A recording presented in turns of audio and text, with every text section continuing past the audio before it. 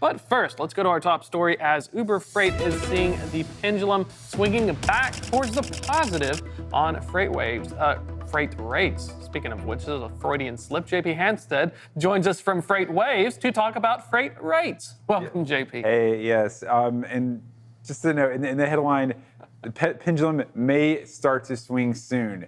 Pendulum not swinging now. They're not seeing the pendulum swinging.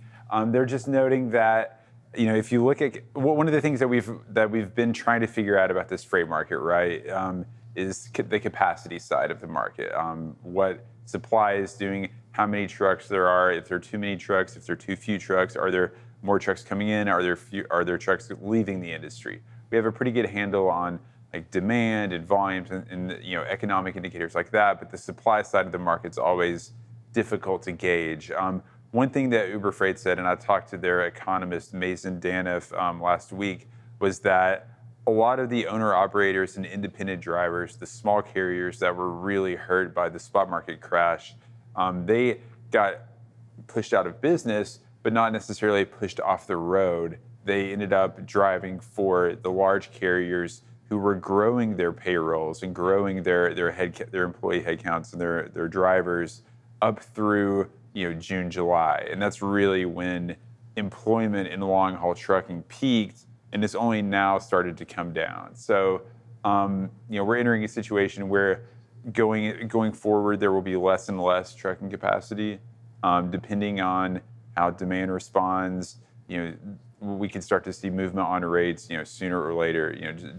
Just depending. But that's really the crux of my conversation with Mason. We talked about a few other things. But to me, that's the big news, is that, yes, this summer, capacity has definitely started to leave the market, even among the large carriers. So let's take out the pendulum analogy just a little bit more here just for a second. Yes. How important is it to know when that inflection point is in terms of when you might see a market turn? I think it's really important because usually when we see cyclical inflections, we have this sort of underlying business environment of like, are we trending toward too much capacity? Are we trending toward too little? And then a lot of times there's like an external catalyst, right? There's like, whether it's a hurricane, whether it's, some kind of like a trade war, whether it's, government stimulus coming in to bolster the economy. So it's sort of like if the market is sort of in a sensitive balance and it's susceptible to kind of being tilted one way or the other, and then something comes along, that's when things start to unfold more quickly.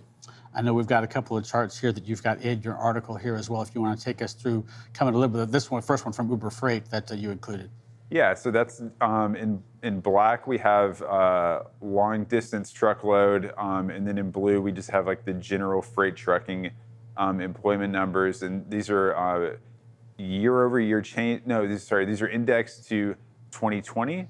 And you can see basically in the middle of 2023, those numbers finally starting to crest and trend down. Really to me, what's most striking is that all throughout 2022, despite the weak freight market, these large carriers were still adding drivers. And that's why this downturn has been so prolonged. I think that's the point I wanted to get at, was how prolonged it has been. I think the last time we've seen meaningful movements in rates, we feel kind of flattish since April, May. We see some movement, but not anything to the extent that we saw, from the highs of 2022.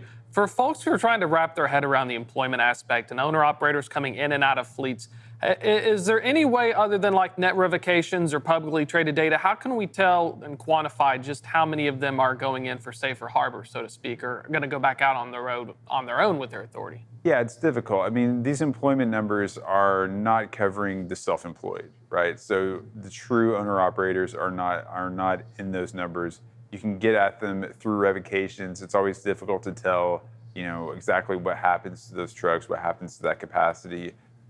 So, and again, that's why the supply side is hard. But Mason had a pretty convincing narrative. Uber Freight thinks that capacity is starting to leave the market, and while there are a couple bright shoots in the economy that he identified, one of them being the automotive industry, which is still struggling to rebuild inventories. Still a lot of freight demand in the automotive supply chain. He talked about East Coast ports. He talked about Mexico and Laredo doing very well. Yeah, but it's I would say it's as complex of a situation on the demand side as it is the supply side. Was going to get to that as well, because you've got the OTRI here as well in terms of what you were looking at. Yeah, that's not the. There we go. That's the OTRI chart. And this is something that I noticed just recently. Normally, when we see really soft freight markets, a lot of carriers will deploy their assets to markets that they view as reliable sources of freight. For example, carriers will send their trucks into Los Angeles. And paradoxically, this has a kind of a dampening or softening effect on Los Angeles, right? It gets flooded with capacity. Tender rejections go even lower than the national average many times. But that situation is actually flipped. This summer, roughly the beginning of June, now LA tender rejections are trending higher than the national average, which, the way I kind of think about it is, a lot of freight coming in to the West Coast, hits LA, goes to distribution centers in Phoenix, Dallas, works its way into Chicago and in sort of the middle of the country. And so when I see higher tender rejections in LA than the national average, that's almost like higher water pressure upstream, right? That's pushing in and pushing down. And so I take that as something of a bullish sign. These numbers aren't great. We're still below that crucial 7 to 8% threshold that I consider to be inflationary for spot rates. But it's certainly something that I'm keeping my eyes on. That's why I put it in the article. And it's kind of like an equilibrium as well. You want to look at around, when you get to 5 to 7%, a good tender compliance can be around 95% for a lot of these tendered loads. I know some customers would get mad if your compliance was below 95%. So let's say LA is the bellwether. What are some of the other markets we need to start looking for when we see those early shoots in terms of signs of life nationwide? Yeah, that's a good question. I think, Houston has been a standout this year. It's been a really interesting beneficiary of some of the migration of freight away from the West Coast, which, by the way, first look at July port numbers from Susquehanna came out. Loaded import containers into the West Coast are still 17% below 2019. But I'm also looking at places on the East Coast, places like Philadelphia, for example. They get a lot of refrigerated freight in the fall from South America.